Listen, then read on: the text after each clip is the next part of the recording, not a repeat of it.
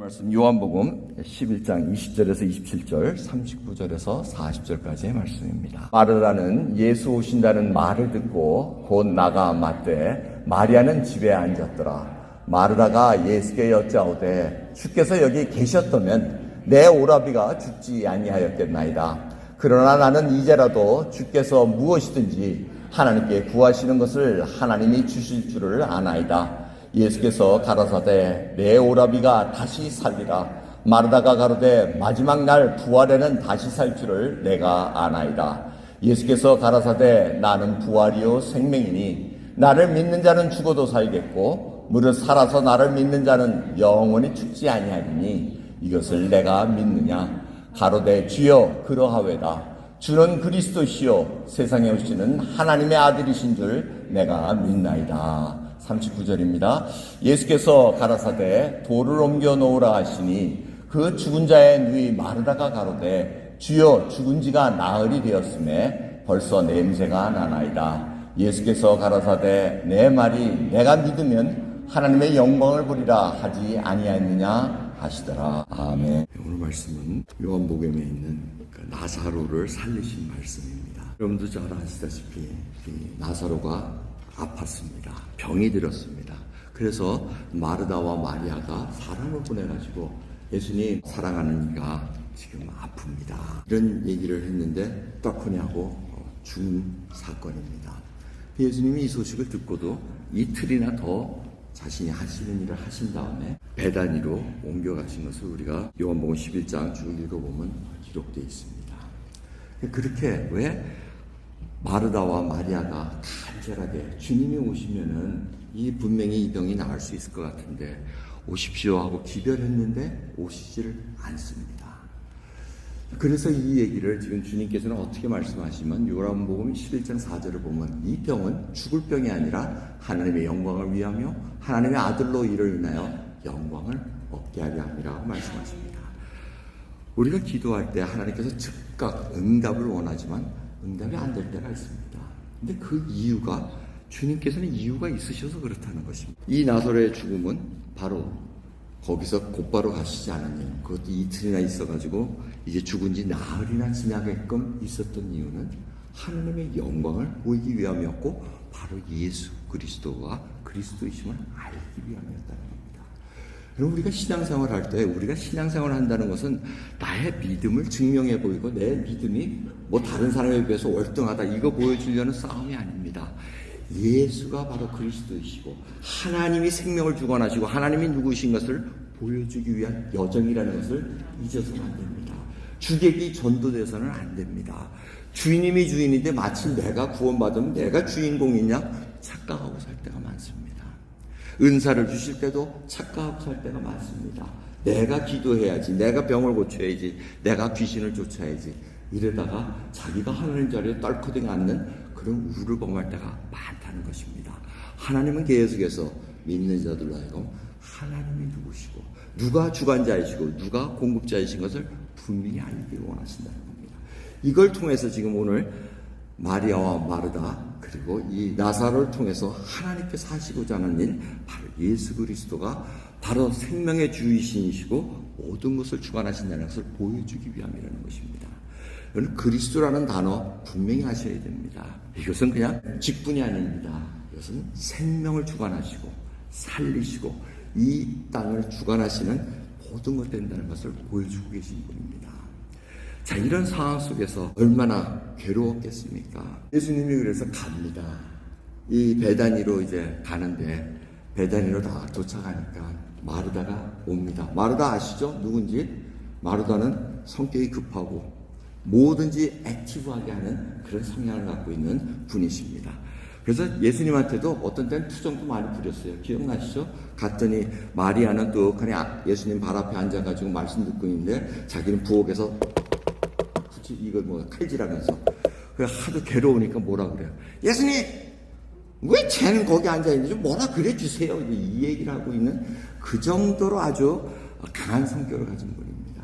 이 마르다가 지금 예수님 오니까 이 성격대로 마리아는 집에 앉아있는데 마르다는 쫓아나갑니다. 그래가지고 지금 예수님 주께서 여기 계셨다면 내 오라비가 죽지 아니하였습니다. 이렇게 얘기합니다. 오늘 말씀 설교 제목이 뭡니까? 과거에 묶여있지 말라는 겁니다.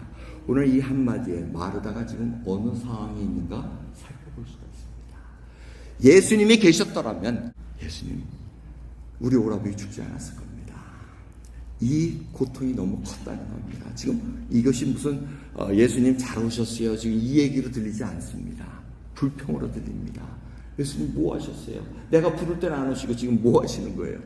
이제는 다 끝난 거 아닙니까? 지금 과거에 묶여가지고 죽었으니 끝났다. 이게 딱 들어왔습니다. 근데 예수님께서 뭐라 그럽니까? 내 오라비가 다시 살리라 하고 얘기합니다. 그랬더니 알고 있습니다. 부활할 마지막 날에 부활할 겁니다 하고 얘기합니다. 그럴 때 주님께서 뭐라 그럽니까?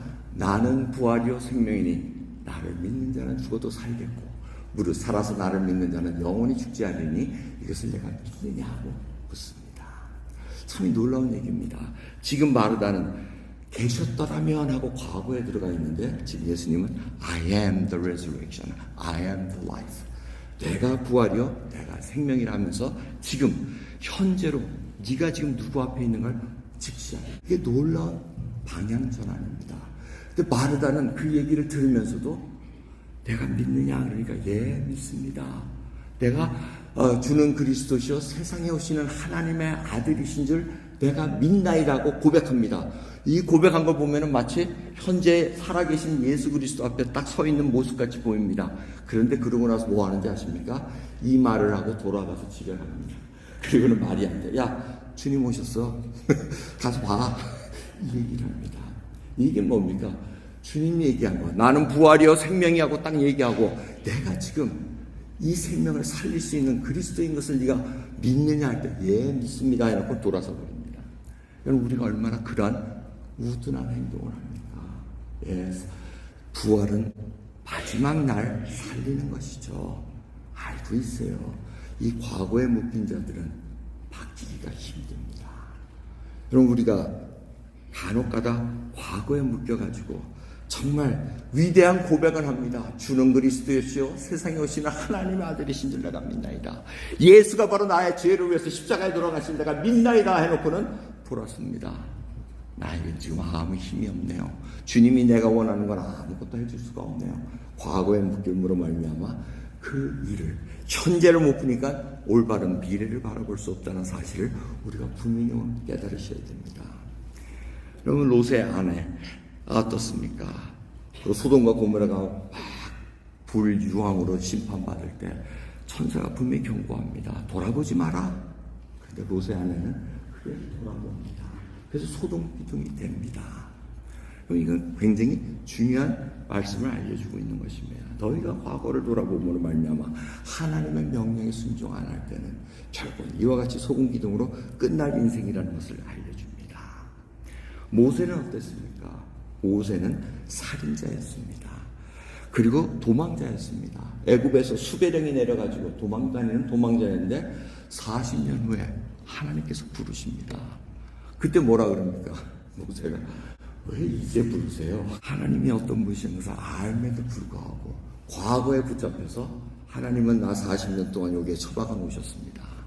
염소와 이 양의 소똥을 치우면서 나로 하여금 이 지경으로 만들어 놓으셨습니다.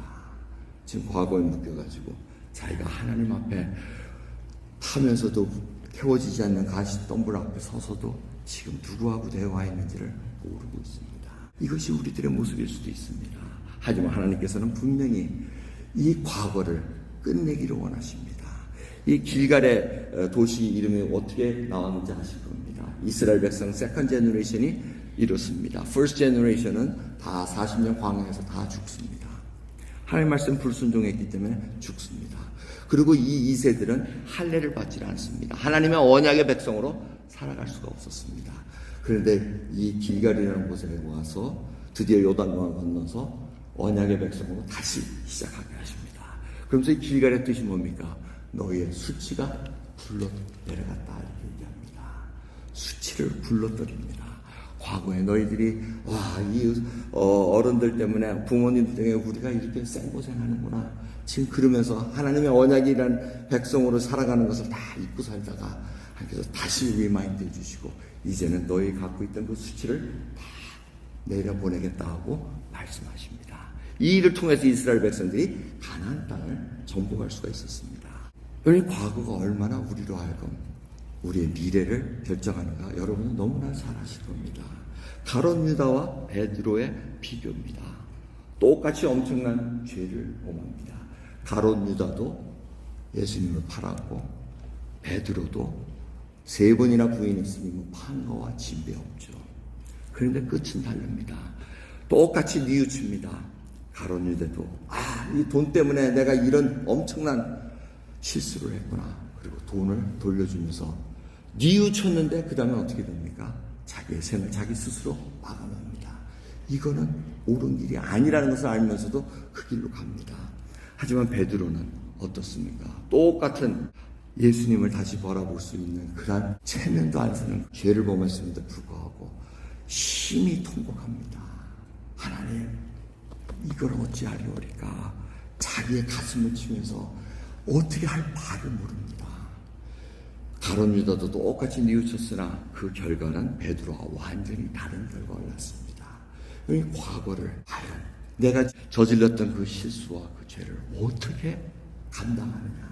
지금 주님 앞에 그걸 가지고 옴으로 말미암아 하나님께서 어떻게 하시는가를 우리는 분명히 알고 가야 됩니다. 가장 멋있게 과거를 처리한 분은 다윗 왕입니다.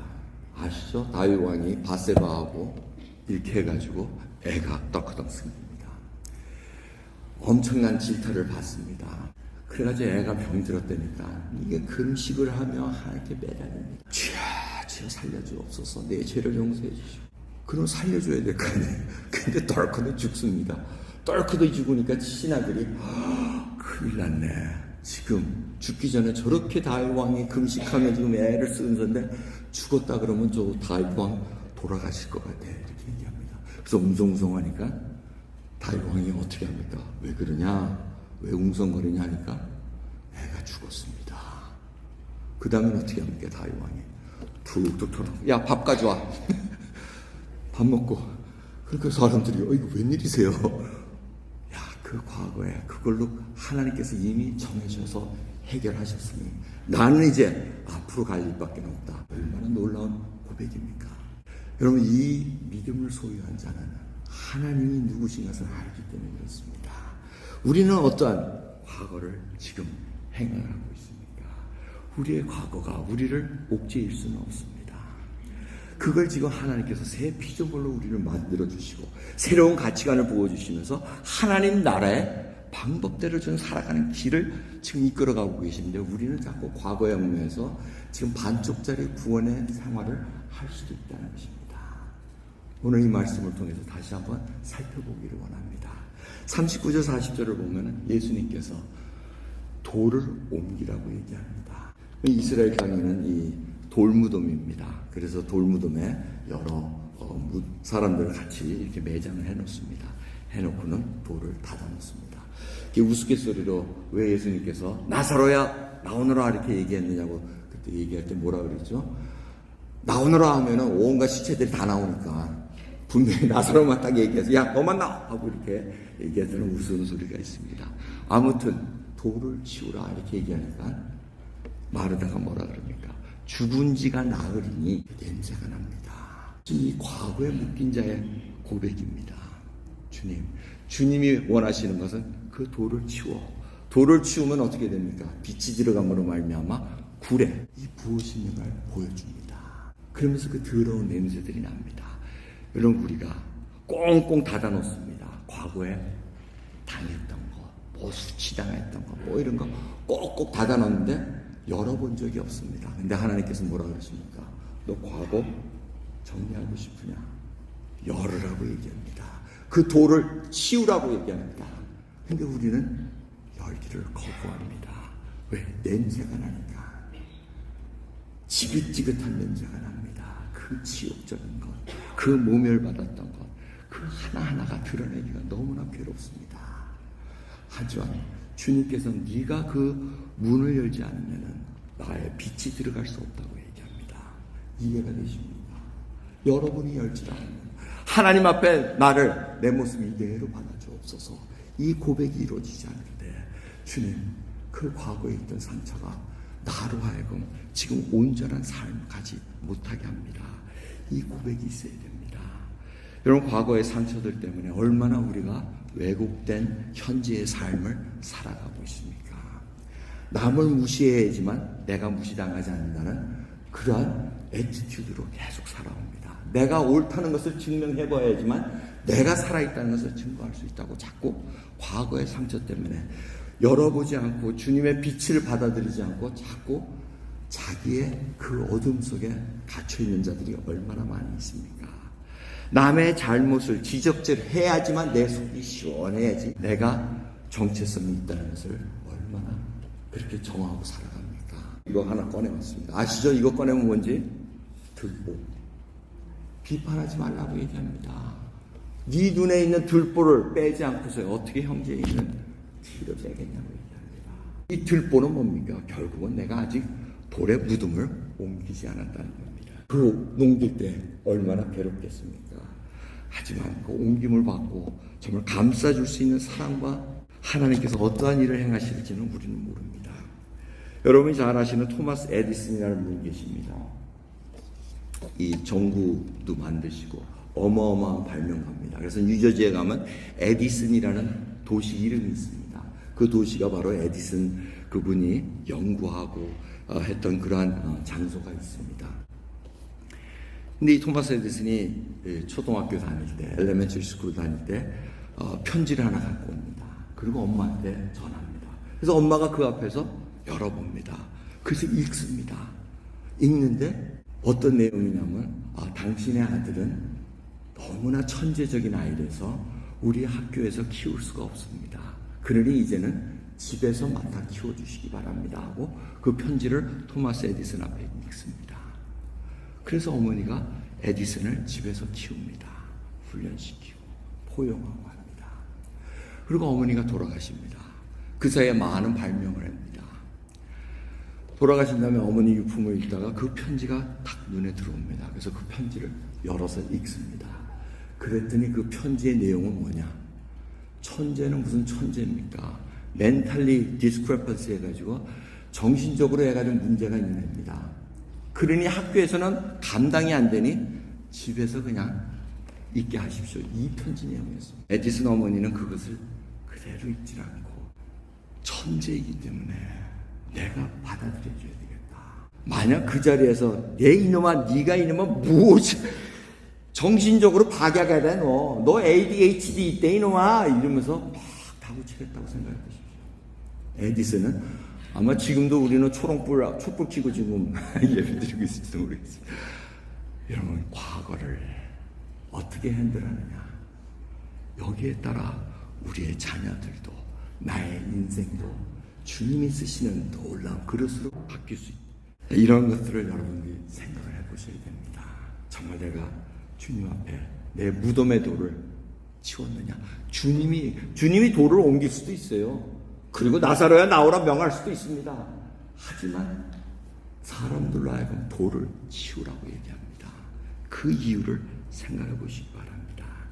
여러분, 주님께서 우리에게 정말 과거에 그 묶여있는 것은 어쩌면 성경에서 얘기하는 가장 키 핵심은 용서라고 할 수 있습니다.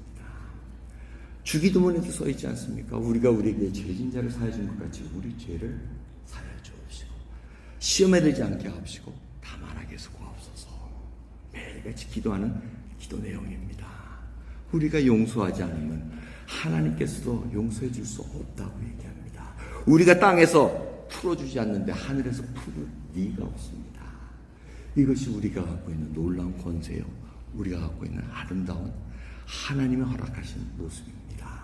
그러기 위해서는 예수 그리스도의 멍에를 메고 그 안에서 진정 예수 그리스도의 겸손과 온유를 배우라고 말씀하십니다. 여러분, 그러기에 이 온유와 겸손을 주님으로부터 배운 자는 이제는 남을 나보다 낮게 여길 수 있는 빌립보서의 말씀처럼 행할 수가 있습니다. 굳이 내가 당신보다 더 낫습니다 라고 증명할 필요가 없습니다. 섬기는 자로서 예수 그리스도가 나를 위해 십자가에 들어가셨다는 그 놀라운 은혜를 받은 자는 당신도 복음에 나도 복음에 빚진 자입니다. 그래 복음을 전할 수밖에 없다는 그래 내가 당신의 섬기는 자로 서겠다는 그 고백으로 우리 나그네의 인생을 살아가야 되지 않겠습니까? 기도하겠습니다. 감사합니다. 저희들 주님 맡겨주신 사명들이 많습니다. 주님께서 분명히 부르셨기에 저희들이 가는데도 불구하고 과거에 묶여있는 것 때문에 온전히 하나님의 나라의 용사다운 용사로 군병으로 살아가지 못하는 것 주님 오늘 깨닫게 하옵시고 이 일을 통해서 다시 한번 도를 움직임으로 말미암아 냄새가 날지라도 내가 그것을 바라보기 싫을지라도 용서하기 싫을지라도 주여 주님께서 말씀하시니 내가 용서합니다. 주님의 멍에를 메고 가겠나이다 라는 놀라운 고백으로 오늘 이 나그네의 길을 잘 달려가게 하옵소서. 감사드리며 예수 그리스도의 이름으로 기도드리옵나이다. 아멘.